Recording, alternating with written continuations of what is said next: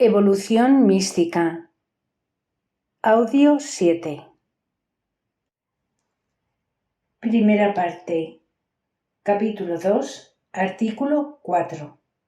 La inhabitación del Espíritu Santo. Contenido. La gracia y la inhabitación divina. Inmanencia de Dios en el alma justa. La vida y conversación en los cielos.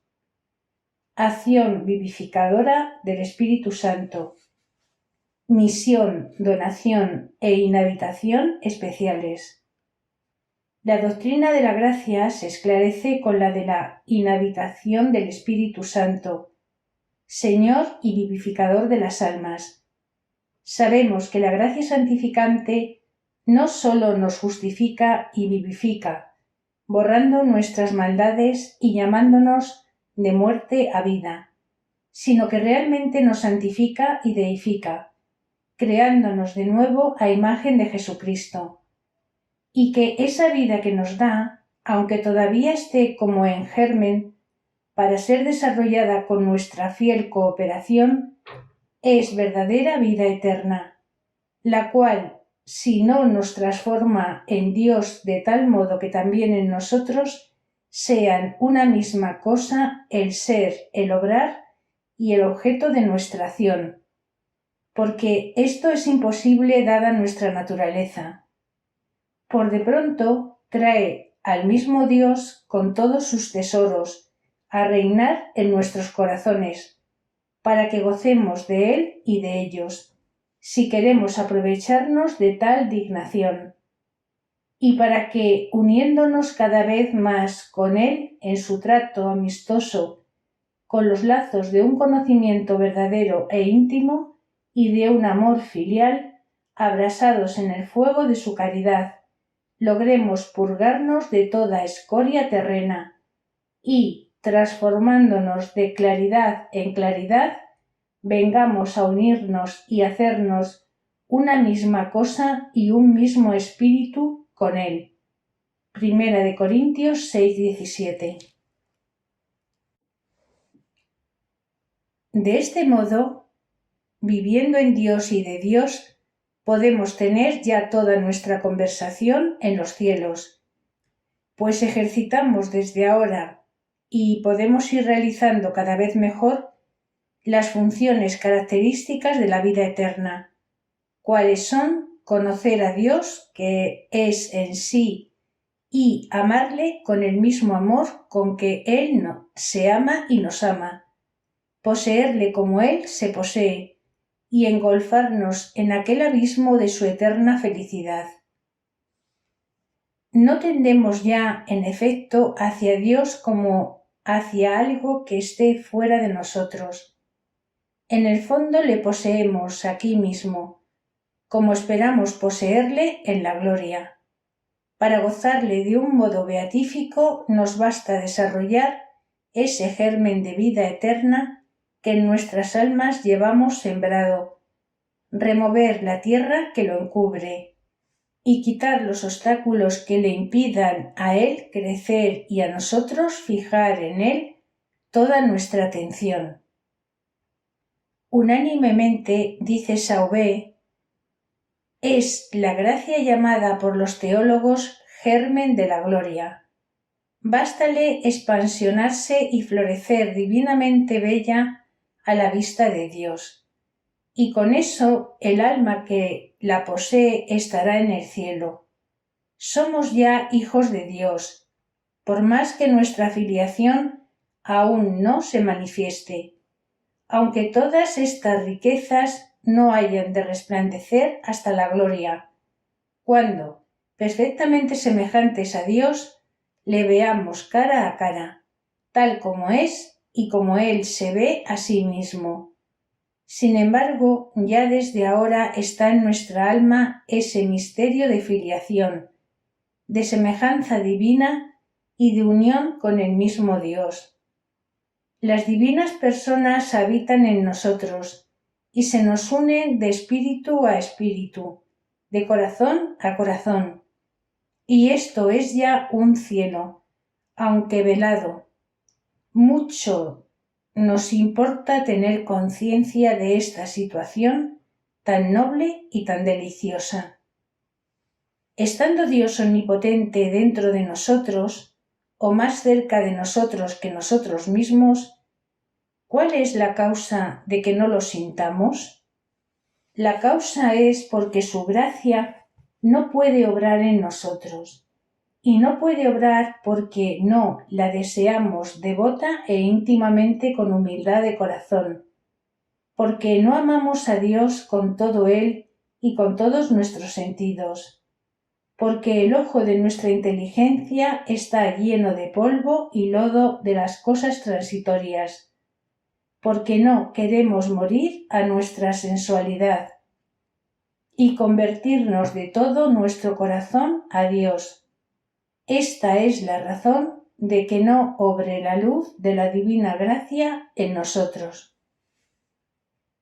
Entremos dentro de nosotros mismos, penetremos muy hondo a conversar con el Dios de nuestro corazón, que es nuestra herencia para siempre, y veremos que nuestra felicidad está en unirnos con Él y desfalleceremos de amor, descubriendo en nuestros corazones su glorioso reino y bebiendo en la fuente de agua viva que salta a la vida eterna. Esta fuente es el mismo Espíritu que hemos recibido y de quien incesantemente fluyen todas las gracias con que se riegan, hermosean, purifican y fertilizan nuestras almas. Buscaros, Dios mío, es buscar mi felicidad y bienaventuranza. Debo buscaros para que mi alma viva, porque vos sois su vida, así como ella es la que da vida al cuerpo. De Confesiones de San Agustín. Si Dios está y no puede menos de estar en todas partes, por potencia, por presencia y por esencia, como creador, motor y conservador de todo, no en todas está por inhabitación amorosa, como amigo, sino sólo en las criaturas racionales que aceptan su divina familiaridad. Esto exige una portentosa elevación que les permita tratarle no como abatidas esclavas a su excelso y potentísimo Señor, o como simples hechuras a su supremo Hacedor, sino, en cierto modo, como a igual, como a verdadero amigo y dulce huésped, o como a padre o esposo amantísimo. Es, pues, menester que salgan del orden de la esclavitud para entrar en el de esta amistad y familiaridad. Y no sólo no habita Dios en todos aquellos en quienes está, dice San Agustín, sino que en los mismos en que habita no habita lo mismo. ¿De dónde proviene la mayor o menor perfección de los santos, sino de que en ellos mora Dios más o menos perfectamente? Y tanto más grata y más plena es esta morada de Dios en los santos, cuanto más animados están de su espíritu y más encendidos en el fuego de su caridad, que se traduce en buenas obras. Si alguien me ama, dice el Salvador, guardará mi palabra, y mi Padre le amará, y a él vendremos, y en él haremos nuestra mansión. Si nos amamos mutuamente, añade el discípulo amado, Juan 4, 12, 16, Dios mora en nosotros y es perfecta nuestra caridad, y conoceremos que moramos en Él y Él en nosotros, en que nos ha hecho participar de su Espíritu. Dios es caridad, y quien está en caridad en Dios mora, y Dios en él. Así, la caridad, como observa el angélico doctor, no es virtud del hombre en cuanto tal, sino en cuanto está hecho Dios. A los que aman y sirven a Dios, con tibieza, no los puede él tolerar y comienza a vomitarlos. Apocalipsis 3:15. Porque también ellos lo poseen solo a medias. Sin embargo, Dios está incesantemente llamando a las puertas de todos, deseando que de todo corazón le reciban, para celebrar con ellos el banquete de la amistad. Y si los más le cierran las puertas, haciéndose sordos a la dulce voz que les dice: «Dame tu corazón», a cuantos le reciben los hace conciudadanos de los santos y, lo que más es, domésticos y verdaderos hijos suyos. Esta inhabitación amorosa, aunque común a las tres personas divinas que nunca pueden estar separadas, se atribuye de un modo singular, tanto en las Escrituras como en los padres, al Espíritu Consolador, como si en ella ejerciera alguna misión especialísima, y el Padre y el Hijo asistieran como por concomitancia. Puede decirse sin arrogancia, afirma Santa Magdalena de Pazis, que por el bautismo nos hacemos hijos de Dios, y puesto que la tercera persona de la Santísima Trinidad desciende a nosotros, como está inseparablemente unida a las otras dos, síguese que toda la Santísima Trinidad habita y se complace en nosotros. Así nos lo indica San Juan en el pasaje citado, y así le dio a entender el mismo Salvador cuando dijo, en Juan 14, 15, 21, «Si me amáis, guardad mis mandamientos, y yo rogaré al Padre, y os dará otro Consolador, para que more eternamente en vosotros, el Espíritu de la verdad que el mundo no puede recibir, porque no lo ve ni lo conoce. Mas vosotros lo conoceréis, porque en vosotros estará». De este modo, añade, no os dejaré huérfanos, vendré a vosotros, que en mí viviréis. Cuando el mundo ya no me vea, conoceréis que yo estoy en el Padre y vosotros en mí, y yo en vosotros. Y poco después, en verdad os digo que os conviene que yo me vaya, porque si no me fuere, no vendrá a vosotros el Consolador, pero si me voy, os lo enviaré. Así el Divino Espíritu que mora eternamente en los fieles es quien les da testimonio de la verdad y condena los extravíos del mundo y testifica que Jesús es la misma verdad. Y si animados y movidos por Él escuchamos su voz y no le contristamos, Él mismo nos testificará también que somos hijos de Dios y, por tanto, herederos, puesto que en su misma comunicación nos da ese divino ser de tales, y nos deifica, imprimiéndonos la misma imagen del Verbo. Él es el Espíritu Señor y vivificador, en quien creemos y cuya comunicación, derivándose de nuestra divina cabeza, Jesucristo, nos hace vivos miembros de la Iglesia y templos santos de Dios.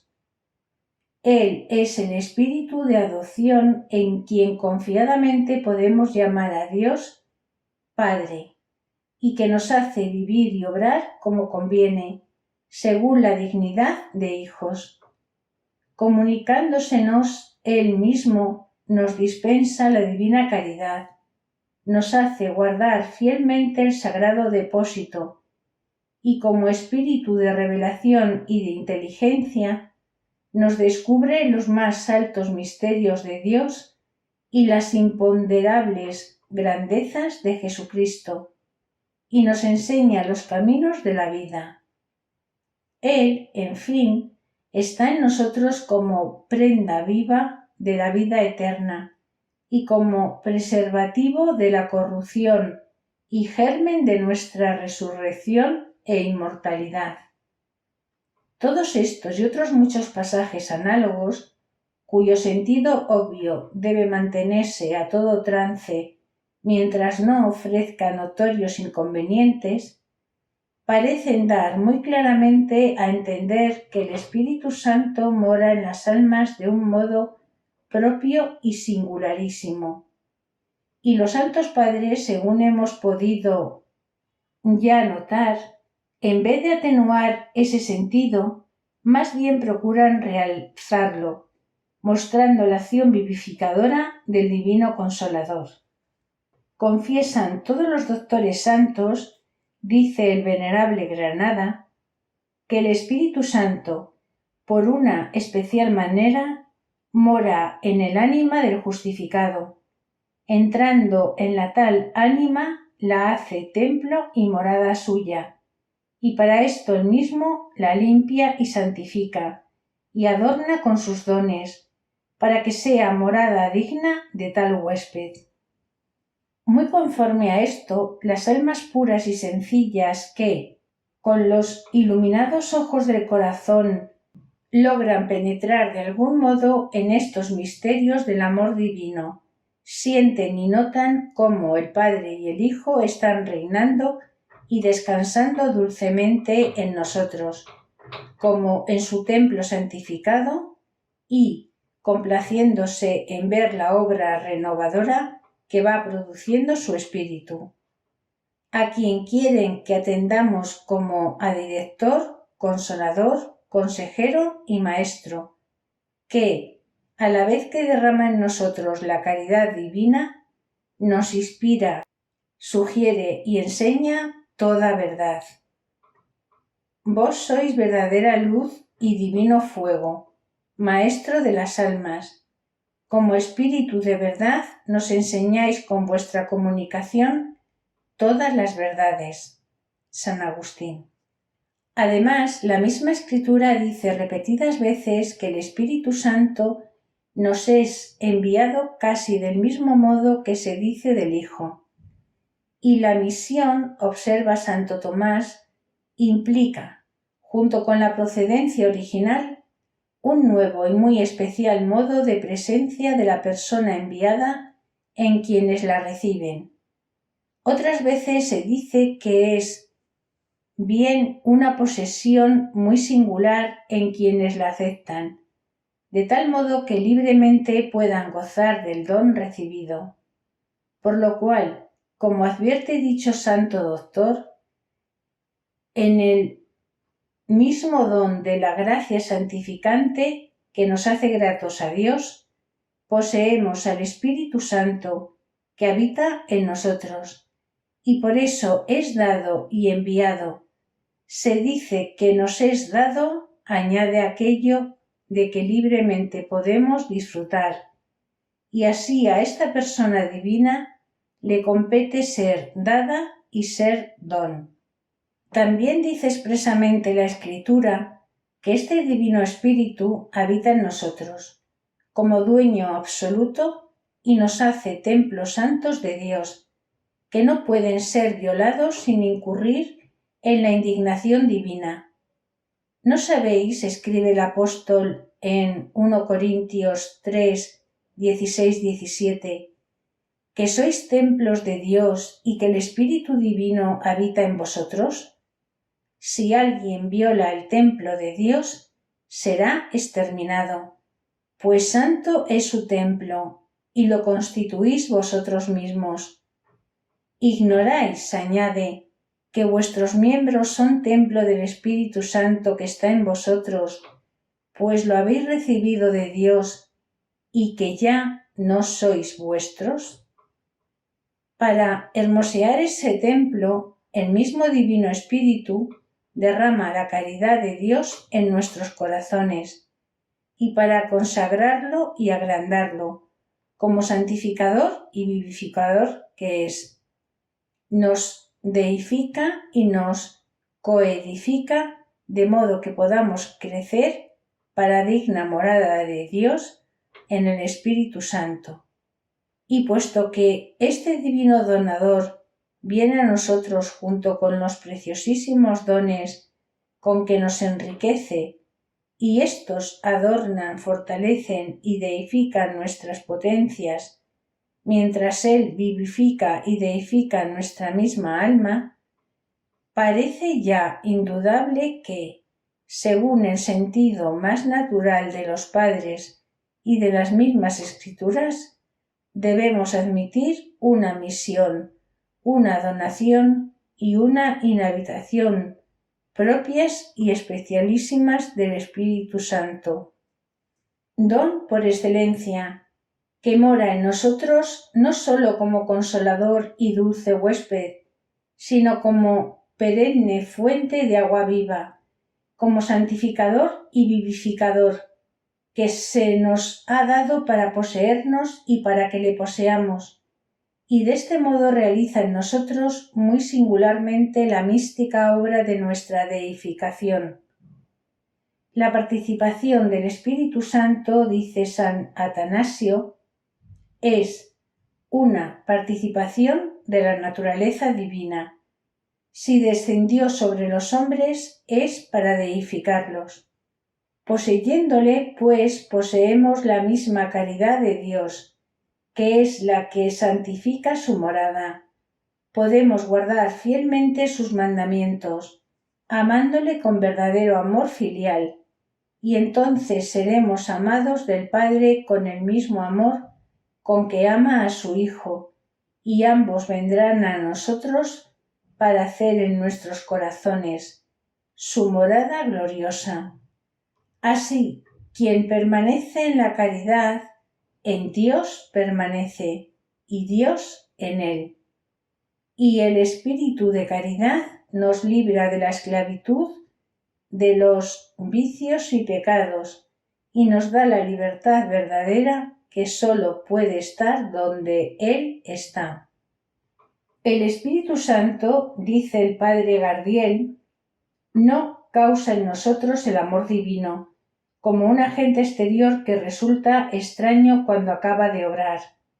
Lo produce como una causa interna que reside en ese mismo amor, porque nos ha sido dado, dice el apóstol. Su actividad es como la de un alma siempre presente, que no abandona su obra. Cuando el justo ama a Dios, no lo hace él solo, tiene en el fondo de su corazón al Divino Espíritu, que es quien, con toda verdad y eficacia, le hace proferir el nombre del amor filial, Padre mío. Así, la ley de Cristo viene a ser, para el cristiano, lo que es para el hombre la ley natural, no una imposición exterior, sino una condición inherente al mismo ser, no un yugo que oprime, sino una norma interna de salud y de vida, una exigencia del legítimo desarrollo. Punto 2. Contenido.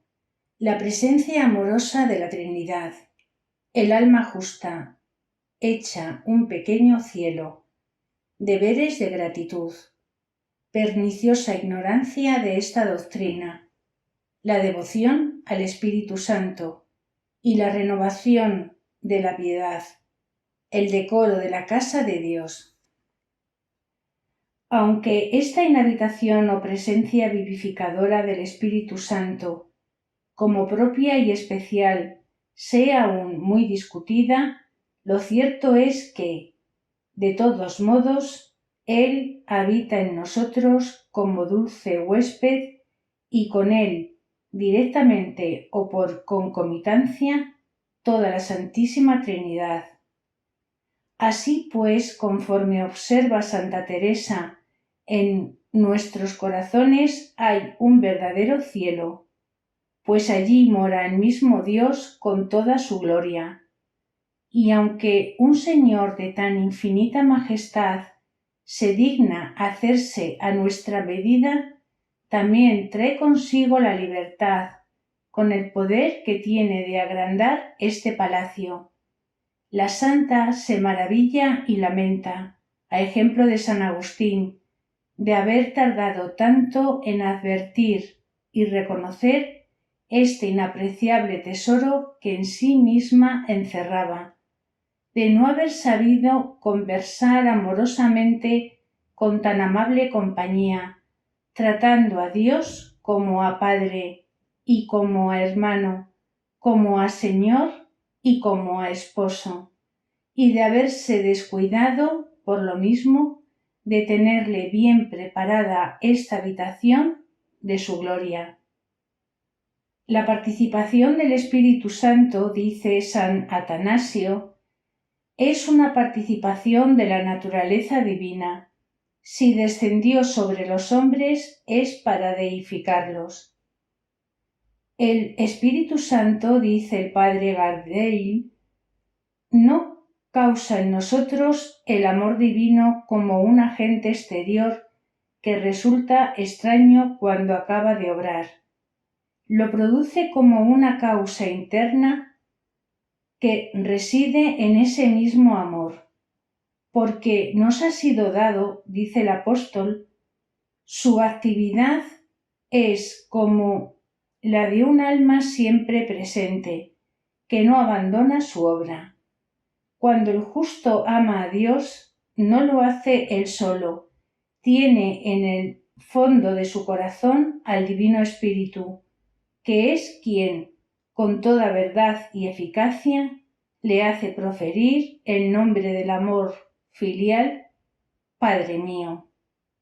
Así, la ley de Cristo viene a ser para el cristiano lo que es para el hombre la ley natural, no una imposición exterior, sino una condición inherente al mismo ser, no un yugo que oprime, sino una norma interna de salud y de vida, una exigencia del legítimo desarrollo.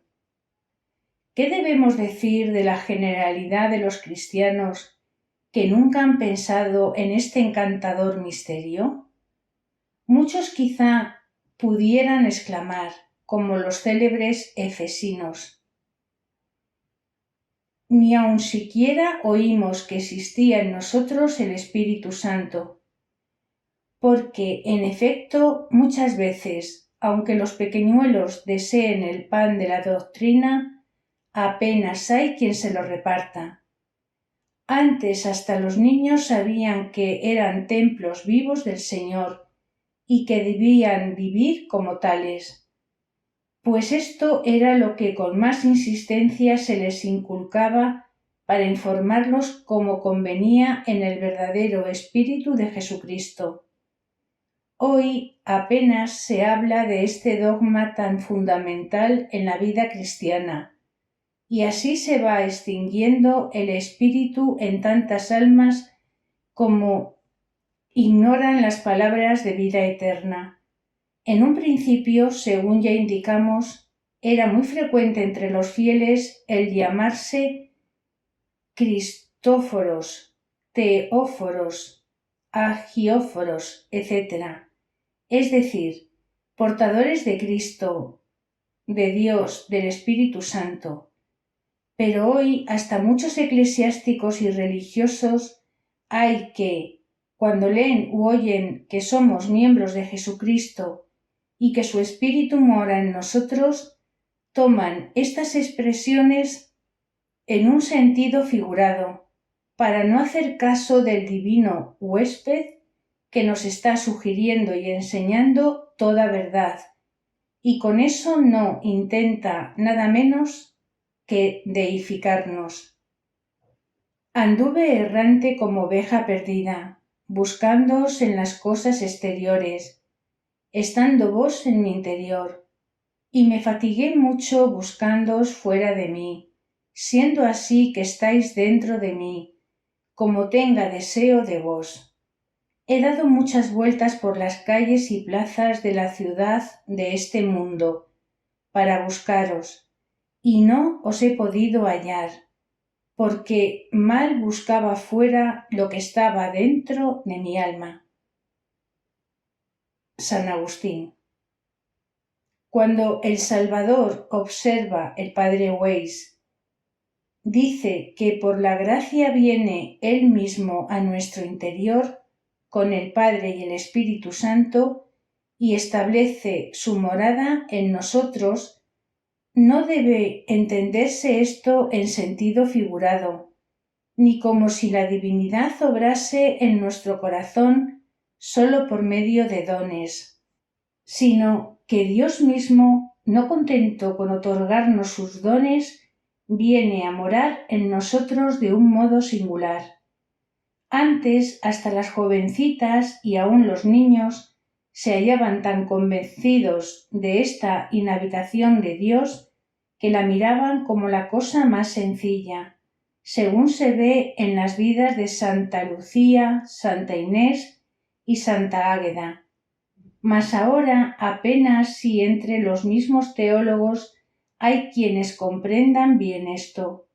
Cuando leemos en el apóstol que Jesucristo es nuestra cabeza y cada uno de nosotros un miembro de su cuerpo, parécenos una maravilla exclamar: ¡qué bella imagen!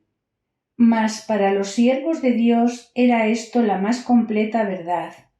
El Espíritu Santo, añade, es foco, centro, manantial y corazón del pensamiento y de la vida sobrenaturales. Muéstrase a cada paso como guía a quien desea penetrar en el fondo de lo sobrenatural, y solamente quien con él se familiariza puede orientarse en ese mundo sublime. Sin conocer su acción, el hombre no ve en las verdades sobrenaturales nada más que fragmentos sueltos e incomprensibles. Sólo a quien trata de orientarse a la luz de ese sol bienhechor se le descubre un mundo nuevo, más elevado, lleno de unidad y de vida. Mas esto exige nuestra cooperación amorosa, pues el que te creó a ti sin ti, dice San Agustín, no te salvará sin ti, ni menos te hará perfecto si tú no le correspondes. Por eso con tanto amor se nos dice en Proverbios 23-26, dame, hijo mío, tu corazón y atiendan tus ojos a mis caminos, pues mal podremos secundar como conviene los impulsos del Espíritu Santo, si muy de corazón no le amamos y le atendemos, o si no tenemos de él claras noticias. Por esta causa cerramos los oídos a sus santas inspiraciones y le resistimos cuando dulcemente nos lleva a la soledad para hablarnos al corazón y criarnos cual amorosa madre a sus divinos pechos. Con gran razón, pues, lamentan las almas espirituales la falta de devoción al Espíritu Santo, sin la cual es imposible que reflorezca la verdadera piedad. Y por eso, desde que León XIII, en su encíclica Divinum Illud Munus, trató de remediar este mal, llamando la atención de los teólogos, apologistas y predicadores para que con el mayor celo promuevan una devoción tan saludable y necesaria, según va siendo mejor conocida y apreciada la vital acción del Divino Paráclito, se va notando como una gran renovación espiritual. Esta especialísima misión, donación, inhabitación y animación del Espíritu Santo y esa amigable y sustancial presencia o inmanencia de toda la Santísima Trinidad en nosotros, es indudable que no pueden provenir de ningún cambio en el mismo Dios, que es necesariamente inmutable, sino sólo del que por él se realiza en nosotros al ser regenerados y renovados, justificados y santificados. Y este cambio en lo sustancial se debe a la gracia santificante que nos deifica. En cuanto a las propiedades, lo constituyen las virtudes, los dones y demás energías infundidas a modo de hábitos con que podemos obrar divinamente. Y en lo accidental, las gracias gratis datas y los diversos influjos transitorios. Con estos auxilios divinos y el continuo ejercicio de las virtudes cristianas, acrecentamos los talentos que el Señor nos confió, crecemos en gracia y conocimiento suyo, contribuimos al desarrollo del cuerpo místico del Salvador y somos coedificados, creciendo en templos santos y vivos de Dios en el Espíritu Santo. La vida de la gracia, el ardor de la caridad y el esplendor de todas las demás virtudes constituyen el decoro de la casa de Dios, y Él mora allí con tanta más complacencia cuanto más deificada la ve y cuanto más radiante está con su eterna claridad. Y cuando esa morada divina, esa nueva ciudad de Dios, llegue a la perfección que requiere, ya no brillará en ella otra luz sino la que dimana de las llagas del Cordero, que quita los pecados del mundo. Los santos se extasían y desfallecen contemplando ese decoro inapreciable de la habitación de Dios que les hace exclamar: Quam dilecta tabernacula tua, Domine virtutum. Decoro verdaderamente divino que no puede ser otro sino la gracia de nuestro Salvador y la comunicación de su mismo Espíritu, con que realmente venimos a ser gratos a los ojos del Padre, pues, estando así decorados y deificados, asimismo se ve resplandecer en nosotros. ¿Cómo no podremos, por menos de amar y procurar lo que tanto aprecio merece al mismo Dios Todopoderoso? Digamos, pues, muy de veras con las almas que tienen viva experiencia de estas verdades: Señor, amé la hermosura de tu casa y el lugar de la habitación de tu gloria. Y ese lugar venturoso donde podemos gozar de Dios en la tierra es el centro de nuestros corazones, el fondo de nuestras mismas almas. Entremos dentro de nosotros mismos. Cerremos las puertas de nuestros sentidos a todas las vanidades terrenas. Atendamos a la voz que nos llama a este dulce retiro, y hallaremos el reino de Dios, y veremos su gloria. Dios está allí presente, con su amorosa y gloriosa presencia, con tal que permanezcamos en verdadera caridad. Es inmanente en nuestro ser y en nuestro obrar, como principio y término inmediato de nuestra vida sobrenatural y de todas sus funciones características. Y a medida que éstas se perfeccionan y se purgan de resabios del hombre viejo, aumentando incesantemente la luz y quitando los obstáculos que nos impiden ver, al ser verdaderamente renovados en el espíritu, hallaremos que Dios lo es todo en todos. Apéndice. El reino de Dios dentro de nosotros. Importa mucho, dice Santa Teresa, no sólo creer en esto, sino procurarlo entender por experiencia. No ha menester para hablar con su Padre Eterno ir al cielo, ni para regalarse con él. Por poco que hable, está tan cerca que nos oirá, ni ha menester alas para ir a buscarle, sino ponerse en soledad y mirarle dentro de sí, y no extrañarse de tan buen huésped, sino con gran humildad hablarle como a Padre, pedirle como a Padre, contarle sus trabajos, pedirle remedio para ellos, entendiendo que no es digna de llamarse hija.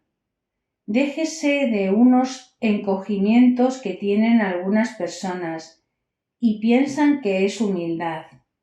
Donosa humildad que me tenga yo al emperador del cielo y de la tierra en mi casa, que se viene a ella por hacerme merced y por holgarse conmigo, y que por humildad ni le quiere responder, ni estarme con él, ni tomar lo que me da, sino que le deje solo. Mirad, no os va mucho en tener encendida esta verdad, que el Señor dentro de vosotras y que allí nos estemos con Él. Este modo de rezar, aunque sea vocalmente con mucha más brevedad, recoge el entendimiento y es oración que trae consigo muchos bienes.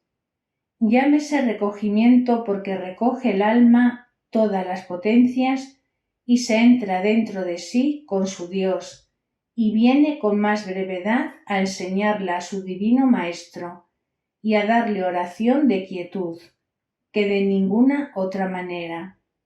Las que se pudieran encerrar en este cielo pequeño de nuestra alma, a donde está el que le hizo a él y a la tierra, y se acostumbraren a no mirar ni estar a donde se distrayan estos sentidos exteriores, crean que llevan excelente camino y que no dejarán de beber el agua de la fuente, porque caminan mucho en poco tiempo, y aunque al principio no se entienda esto, por no ser tanto, que hay más y menos en este recogimiento, mas si se acostumbra y nos hacemos esta fuerza, verse ha claro la ganancia y entenderá en comenzando a rezar que se vienen las abejas a la colmena y entran en ella para labrar la miel. Como no hay embarazo de lo exterior, estáse el alma sola con su Dios. Pues hagamos cuenta que dentro de nosotros está un palacio de grandísima riqueza, y que en este palacio está un gran rey, y que ha tenido por bien ser nuestro huésped, y que está en un trono de grandísimo precio, que es nuestro corazón.